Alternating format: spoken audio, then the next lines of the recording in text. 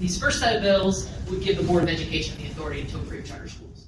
I think that's unconstitutional, and obviously the VSBA has a legislative position in opposition. So JC and I had a long chat with Delegate Davis, he's a sponsor of one of these bills, but he's also the new chairman of the House Education Committee. And he really doesn't think it's unconstitutional, but I think he's wrong. This one allows school boards to create education savings accounts to allow parents to pay for alternative education programs. This is the first time I've ever seen a bill like this. This is totally new to me. Around for a few years, you might recall that for years Delegate LaRock brought legislation to try to create these education savings accounts. It's basically that's another word for a voucher. It's just a way for parents to pull their students out of public schools and get public money to then go spend on private school or a whole list of other things. So this version, Delegate Frias's version of the education savings account, would be available for low-income students who are currently eligible to attend public school, and parents pull them out of public school, and they would get all of the federal, all of the state, and all of the local funds that the school division would have otherwise been eligible to get. All that money goes into the education savings account, and then they can use it for certain qualified expenses, and it's a pretty long list. It would require the superintendent of public instruction to develop a mandatory statewide standard to evaluate, classify, and remove explicit materials from school libraries. So first, statewide standard. Second, you school boards must enforce compliance with that statewide standard, and if you don't, the Office of the Attorney General can intervene and enforce the statewide standard on your library materials. Third, gives parents rights to review all educational materials and library materials. This isn't limited to library and educational materials, and you have to make a complete list of all the materials available. You also have to have a detailed list of anything you propose to add, and make that available to all parents. And then the fifth thing is it creates a parental review and approval committee, which consists of all the parents in your school. So a committee is everyone, and they get to review and approve or disapprove all the material on that proposed list that you have to do every year. And their decision is binding. I think that's unconstitutional too. But thank goodness for the Senate this year on some of these things. And then another bill by Delegate LaRock. He really is interested in family life education. The first one would require in family life that require the viewing of a video recording of an ultrasound of a live unborn human in the uterus. I don't know whose uterus they're going to use for this, but there you go. The second one is would require prior written consent. So currently, family life is an opt-out. Parents can opt out if they don't want their kids in. This would require opt-in, which is, as you all know, people just don't pay attention and wouldn't. I mean, there'd be some people who paid attention and didn't opt their kid in, but there'd be a lot more people who don't even realize that their kid's going to miss out on family life education.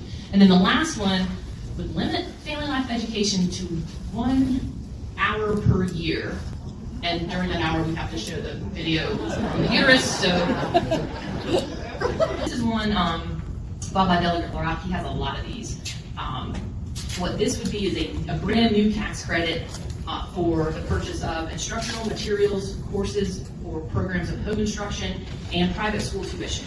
There are about 111,000 private school students currently, and 55,000 homeschool students.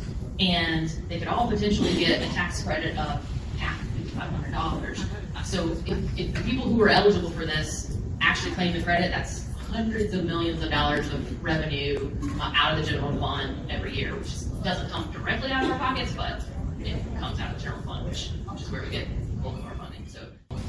So okay, the next one is regional charter school divisions. This is an attempt to get around that constitutional problem. What it would do is allow the board to create new school divisions that are regional, and then create new school boards to supervise them, and then that board would approve the charters. And those new boards that they would be making would be appointed all by the Board of Ed, and there would be one representative from the locality, not from the local school board, but from the locality. There's a problem, well, there's a ton of problems with this bill, but still reference the schools have to be, or one of the school divisions have to have schools that are denied accreditation. I don't think they know yet that that's not in the accreditation. That's not a thing anymore. There's schools that are not accredited. I'm not going to tell them. But I think there's probably those rules as well. there's a couple bills regarding parental notification. Both these bills that on this slide were filed by Delegate Anderson, who's a new delegate from the Virginia Beach area. So House Bill 1315 would require superintendents to notify the parents of every student in a school if one of three things happens. So you have to notify the parents of every single student. If one, you have a preliminary determination in a threat assessment or by a threat assessment team that a student poses a threat of harm to himself or others.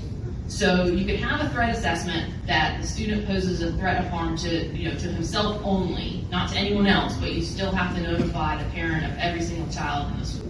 Or you have a threat, that poses a threat, I might pose a threat to JT, but then we have to notify the parents of everyone in the school. That's the first thing. The second thing you have to notify is any threatening or aberrant behavior that may represent a threat to the school. So that may represent a threat. So I think that, causes me some concern that we're going to be notifying people of an awful lot of stuff that we, turns out to not be a threat. And then the third thing, you have to notify all parents of unlawful acts committed on school property. And that doesn't sound like such a bad thing. Then they get a list of things: possession of a weapon, homicides, can't argue with some people for the homicides, criminal sexual assault, or trespassing. So every instance of trespassing, we would have to notify the parents of every single student in the school. So that'll be fun for you guys. And then the second bill here, 1125, it's the same bill, but then it adds an additional requirement that you have a panic alarm. You have one panic alarm in every building, which is defined to be a silent alarm that goes directly to local law enforcement for when you have a school security emergency, and that's defined as a non-fire, evacuation, lockdown, or active shooter situation. Okay, so my next big topic does a bunch of things. First of all, it declares that parents have certain rights, and those include obtaining and reviewing educational material and curriculum for every class, the right to opt out of any activity, any lesson, any reading assignment, any book to which the parent objects. 3, they have the right to easily access all of the titles of every book in the library and in every classroom. So all the materials the teachers have in their classroom libraries as well. We have to give them notice of meetings of the school board. That's the only thing in this list so far I'm okay with giving people notice of. School board meetings, right to review school budget and expenditures, gives them the right to send their child to school in a safe and secure environment, and the right to be updated by the school principal of any violent activity that happens in the school, even if it doesn't involve your child. Then the bill goes on to require that school board policies regarding access to restrooms, locker rooms, and also lodging accommodations like on field trips are based on biological sex. So you have to change your policies back to biological sex, and also prohibits the teaching of those divisive concepts we talked about earlier. And then finally, if that wasn't enough, it also would require you to amend your policies regarding bullying among adults. So that's that just covers everything. That's the whole Republican agenda all in one bill. All right, and then last but not every single school building every single day. And then you would have to, if you got a hit with the wand, then you have to do a secondary search. Well, of course, you're going to have a hit. I mean, what kid doesn't have something metal in their book bag? A Chromebook, a binder, a pen, whatever. Anyway, good news is this bill's failed already. That might be the only piece of good news I have to share with you here today. So just remember, I said something good.